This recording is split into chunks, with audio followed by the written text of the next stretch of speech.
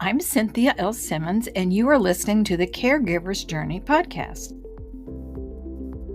Welcome to another meaningful conversation. I am your host, Carol Leatham, and I love when I get to interview my friends. Oh my gosh, today is so special because Cynthia is one of the most interesting friends that I have. Every time I talk to her, I learn something else about her. I have a feeling during this interview today, you and I will both learn something new about her. She's an award-winning author, a podcaster. She also has a radio show called Heart of the Matter. She's a speaker. And what I think is most interesting about her is she loves history. And I have seen her get so attached to the women that she researches, and then she writes about them, and she will put out a video about them, and she will almost become that person in her performance. She also has 2 cats. We share that in common. She loves tea, sugar, purple, and I think purple's my favorite color too. Orchids, her family and friends. And I love the names of her cats. They're Colonel Brandon and Sir Edmund. And no wonder they love to host weekly tea parties with real English tea and talk about apologetics and scripture and all of this fun stuff. She's married to her husband, Ray. They have 5 children. She homeschooled them all the way through high school. Kudos to you, my friend. When she discovered that her youngest son had severe disabilities, she went back to school studying special education so that she could homeschool him as well. Now that he has grown, they have a jewelry making business together, and the jewelry I've seen is beautiful. So welcome to the show, Cynthia. Thank you for having me. It's a delight. I'm so excited. I have a lot of listeners who are homeschool moms, and a few of them have children that have disabilities. So I want to kind of jump off there in our interview today. I know that you have a huge heart for these moms and dads who are raising and teaching their kids. My daughter-in-law is in her second year of homeschooling, 4, and I watch the work that she puts in to not only raising her 4 children, but teaching them as their teacher. And I have many listeners who I think are going to be really interested in this part of your life. So talk to me a little bit about why homeschool and what that was like homeschooling these 5 kids. Well, I was always interested in it, but after I had my second or third child, I thought, I'm pretty busy. Can I do this? So I sent my oldest daughter to kindergarten for about 6 weeks.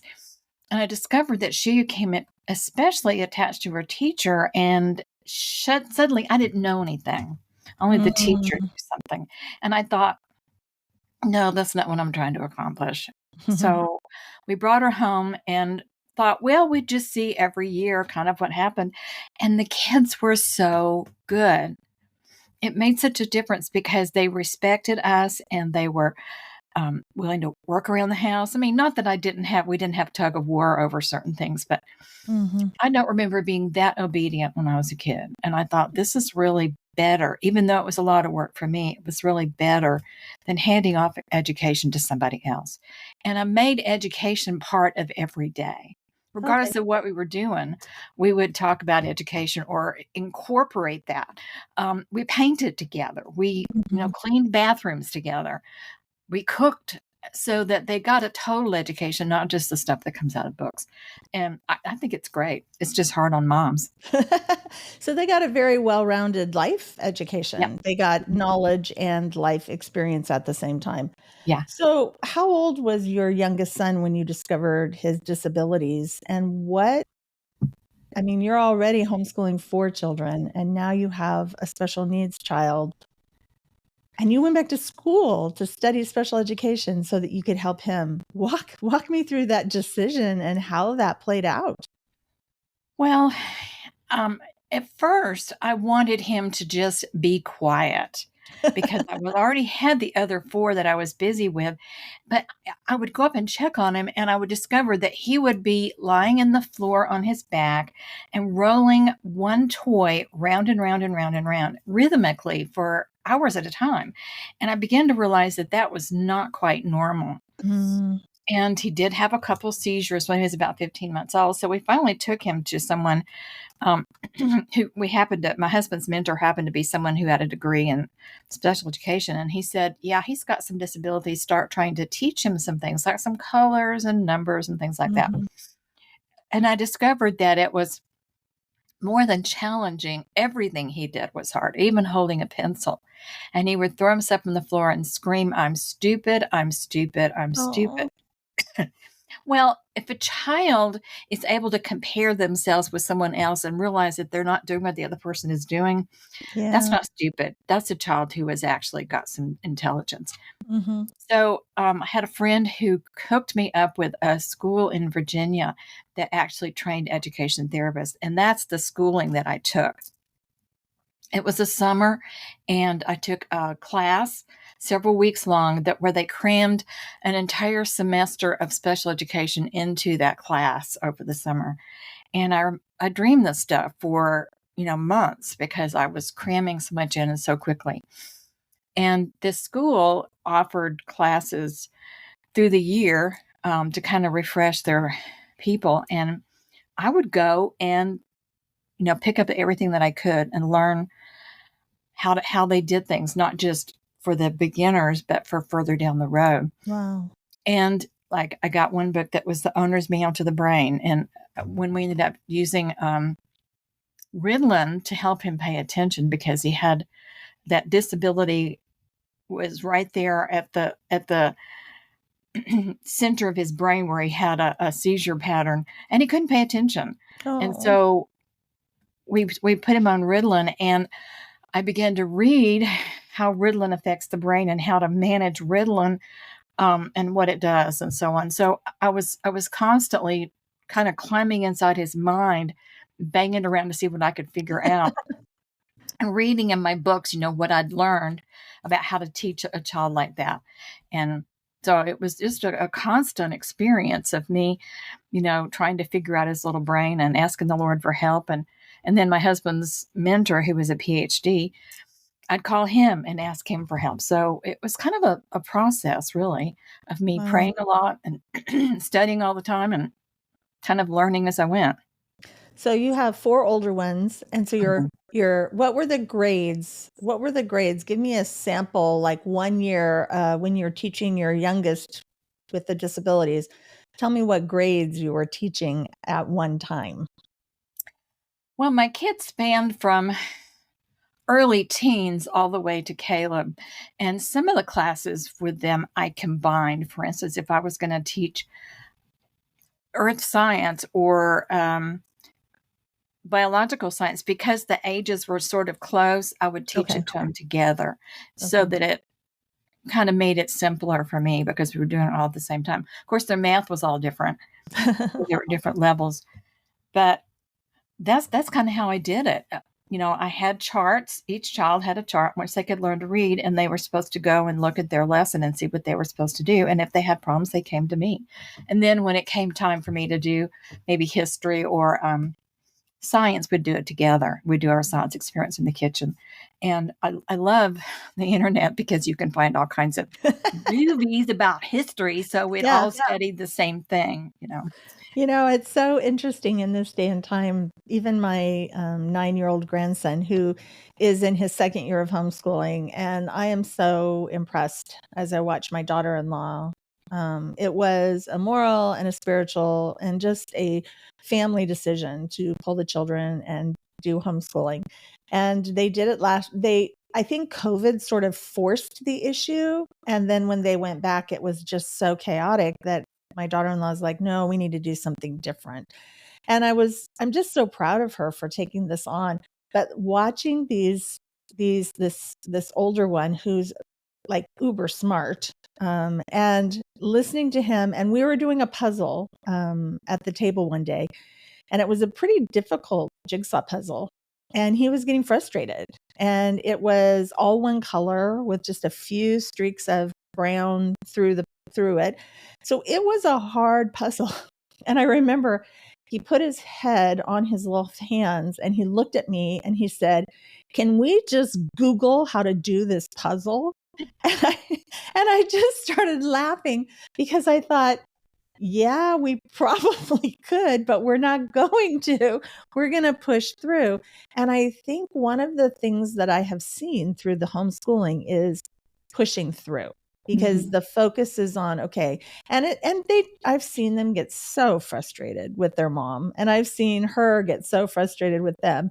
And when I was reading through some of your bio stuff, I saw that you used to do something really cute when you would get so frustrated. So tell our listeners, what did you do when you would get so fit to be tied with your children during homeschool? Well, there were a couple different things that I did when I got really frustrated. If I got really, really tired, I would run around the house singing I'm a Little Teapot. That was one thing I did. And then I would maybe start cutting up with the kids and chasing them or tickling them or something. So, and really, laughter is a great way to overcome stress because it kind of lets that energy out in a fun way. And so I did a lot of that, although I had a lot of stress. But that was one way I learned to handle it.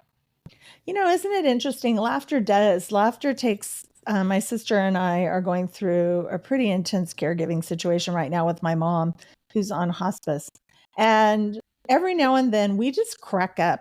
We just have to laugh. And one time something happened, and I said to her, I said, we probably shouldn't be laughing about this, but let's laugh anyway. Yeah. And I think laughter does change it. I think I did a show with a scientist a few months back, and we talked about how laughter changes the chemical parts of your brain.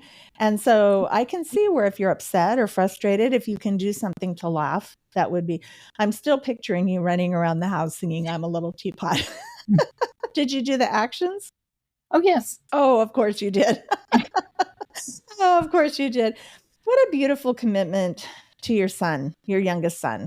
A commitment to all your 5 children, but especially to your youngest son, because I think you probably gave him something that a lot of children with disabilities don't have because their parents maybe don't know what to do. I have a friend who's raising and homeschooling her she has 2 older kids, and then she has a younger one that has disabilities. So what would you say to my friend as she's walking through this? What are maybe a couple of things that you would say to her and there's maybe other moms out there that are listening that are in the same situation. What would you say to them about this journey that they're on? Well, I would say, first of all, that God obviously trusts you to take this child. And that's a huge compliment because this child is someone that God made and that Jesus died for. So this person is a very valuable person. And he trusted you with this child, with all these issues. And that is a huge thing. So, step up to what God wants you to do and loving this child, making this child feel important and valuable because he is. Yeah. So don't give up. If you need to walk away for a few minutes and let off steam, go ahead, but don't give up. Yeah. Well, I know on your website, which I will put the link in the show notes too, you have a lot of helps and support for homeschool moms because that is one of your favorite. You have a lot of different arms of your ministry, but that is one of your favorites. And I know you travel and you speak at homeschool conferences and things of that nature. So if you're a homeschool mom and you want to get in touch with Cynthia, I will put her information in the show notes so that you can reach out to her, and you should because she is a wealth of information. So I'm also fascinated about this jewelry business that you and Caleb have started, because I've seen some of the jewelry and it is beautiful. You take it with you when you go to speak or to be at these different conferences. How did that start? And how did you discover that he had the knack for helping make jewelry? Well, he had such a terrible time holding a pencil that I didn't know what his small motor would end up being. And we spent a lot of time doing small motor of every kind you can think of. And it's up to me to be creative to kind of come up with a new way to do it so he's not bored. And when I suddenly realized that he could do beading, we started doing this so that he does the beading and then I do the finishing of the ends and so on. Wow. And it was a way that we could brag on him that he did something. Like, for instance, he likes to give them to his cousins and his friends and things like that. So it was kind of a way to brag on him, that look at what he did, look at what he finished. And Mhm. and then I take it with me as I travel. So if I go someplace, I take pieces of it with him, and I give it away. I mean, I have a little card with his picture on that kind of gives him an idea of what he looks like and stuff. So And your jewelry is for sale on your website, it correct? is for sale on my Okay. website. Yes. Okay. Yeah. So go check that out. I'm also, this is another part of you that just fascinates me. And you and I have had many long conversations about your love of history Mhm. and your love of bringing these historical stories into the now and Mhm. creating a modern sort of resource that we can see, we can read, we can look back and see how this woman lived, hundreds of years ago, and what can we learn from her? So, do you have a story about a caregiver from the Yes, I past? do. Oh, Her name was Lazinka Brown, and she was a cousin to Richard Ewell. And Richard Ewell became a general in the Civil War. And they had been, obviously, they were first cousins. And at one point, they had been kind of romantically involved, but she married somebody else. And then her husband passed away. Well, during the war, he was leading a group of men at a battle at Brewer's Farm in 1862, and he was shot. Mhm. And at the time, I think they must have taken off his leg, and then they gave him a wooden leg for his stuff. And then he fell and messed up. It was just really messed up. And so she invited him to come stay with her. She had a mansion in Nashville, and she nursed him back to health. And since they spent all that time together, they fell in love and got married. So he came back prior to Gettysburg. And Okay. so he was actually one of the generals at Gettysburg. And how they got him on his horse, I'm not really sure, but I Can't think they even imagine. probably strapped him on once they lost a leg. I would think that once you lose a leg and get an artificial leg, they let you go off. But he wanted to be back in it, and he was. He was at the Battle of Gettysburg. So, So he went back and she nursed him back to health, and then he mhm. got back on a horse and went back into battle And at fought. Gettysburg I and think he fought. pretty much fought through the rest of the war. Yeah. Wow. Can you imagine? Wow. Wow. That, it blows me away when we look back into history and we see the different relationships that, just seeing Mm. how, one woman stepping it up and saying, "Here, come here, I'll take care of you."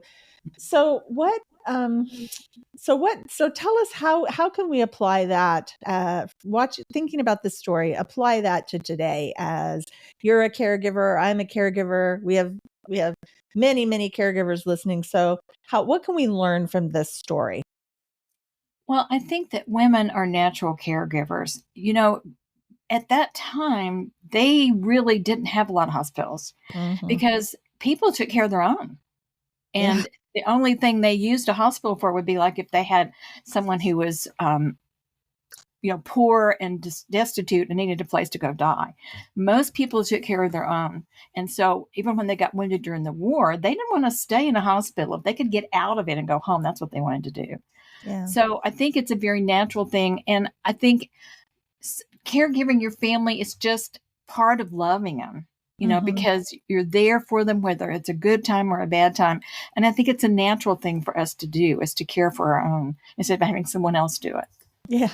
Yeah, I know, right. Yeah, I know right now I'm stretched between California and Milwaukee doing my caregiving, and as we're recording this, I just came back from another month. This is the second month of this year that I've spent in Milwaukee. And one of the things that I've noticed about my mom as she's declined in her health, and she lives in an assisted living apartment complex, and one of the things when we made the decision to bring in the hospice team, one of the things that came up was for her was, I want to be home. And the thing about agreeing to hospice, if sounds so interesting because you just touched on it a little bit. She's been in the hospital 5 times since January. And when I went in July for this last month, the thing that brought hospice into her mind as such a positive thing was, I get to stay home. And that was the first thing she asked the hospice nurse when we were going through the interview to see whether she would be qualified, to go into the program, is she said to the nurse, "Do I get to stay here? Because I love my home." And her home is this little tiny 1-bedroom apartment, but it is her home. And I think that's important, because even for someone like Caleb, when you were going through the teaching, the homeschooling with him, I think being in a familiar place, being someplace where you feel safe with people that you love and trust, I think that's so important. So important. So important. Well, Cynthia, as I close out, I always like to ask my guests the same question. And I believe that you and I have had this conversation about how important it is for you and I to take care of ourselves, because as caregivers, nobody else is going to take care of us unless we take care of ourselves, and we can't take care of our loved ones. So I always like to close out the show by talking about what is it that you do first to take care of yourself, and then what one special thing are you going to do in the next 24 hours to take care of you? I listen to my body so that I know when I'm tired, and pay attention to my emotions, so that when I'm really frazzled, I deal with it. I give myself a break, do something different, take time out, because that you need to restore your Mm-hmm. abilities. You need to restore your strength and your courage. And, maybe it's just listening to a song for 5 minutes, or Yeah. maybe it's going to get a drink of water, but, listen to your body so that when you're tired and you're on edge, because then you can keep going for later. Mm-hmm. Well, I agree. I agree so completely. When I was in Milwaukee for the month, one of the things and you and I are both very big on exercise and going to the gym. And I go to the gym 5 mornings a week. I work with a trainer. And when I left to go for a month, I sent him a text and I said, "My mom's not doing well. I have to go. I'm probably going to be gone for a month." And one of the things that was so beautiful is that he sent me a text. He said, "Is there a gym anywhere near you?" And I said, "Well, there's one in my apartment complex." And he said, "Okay, go down as soon as you get there and can get in. Go take a video of the gym and show me what's there. Do Oh, an yeah. in-depth video. Show me everything. Go every corner of the room and show me what it's got." And I said, "Okay." And so I did. And then he came back and he said, "Okay, I'm going to send you a workout. Will you do it?" And I said, "Yeah, of course I'll do it." So the next morning I flew in late one night. I went and got couldn't get my mom out of the hospital until like noon. So I went down, took the video of the gym, sent it to him, got her home, got her settled, went back and fell asleep. And when I woke up the next morning, there was a workout in my text Wow. messages. That's neat. And so for the entire time I was there, this man, my trainer, sent me a daily workout so that I would make sure if I did it, he gave me the tools. We give them the tools. He gave me the tools and I did it. And I'm telling you, I was there for a month in April and didn't do it. There for a month in July and did do it. And what a difference it Yes. made. Listening to your body. And sometimes listening to your body means resting. Mhm. Sometimes it means working out. And sometimes it means going for a walk. Sometimes it means sitting outside. There's so many different ways that you can just take a break and take care of yourself. So what are you going to do special in the next 24 hours to take care of you? Well, I see my personal trainer in the morning, and, we'll do a workout, and then I'll do a bike for 30 minutes while my son does his workout. So I do one pretty much like 3 to 4 times a week.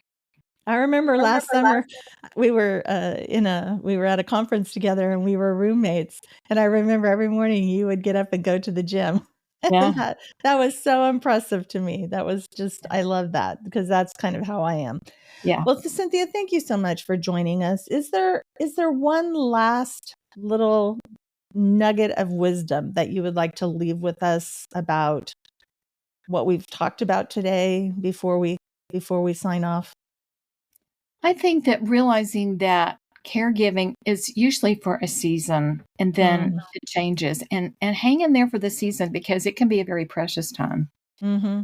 I will tell you, I've had more amazing conversations with my mom as we talk about, what's going to happen and the end of her life. She's become very reflective and the things that she remembers. It's very interesting to pull things out of her mind.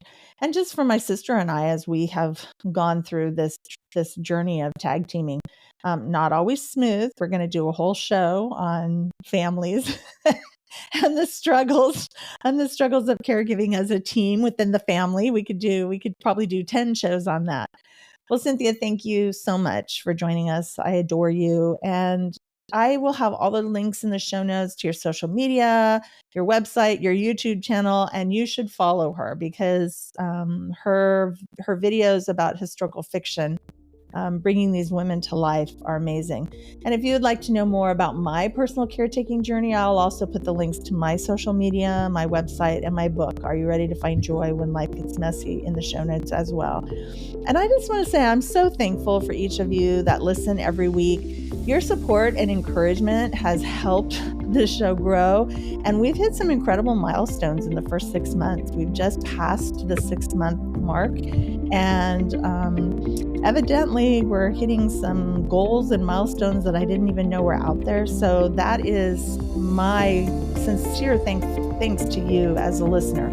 If you would hit follow or subscribe to the show, if you know us caretakers, share the show with them. And next week, I'll be back with another meaningful conversation about what the caretaker's journey looks like. And until then, it's all about them.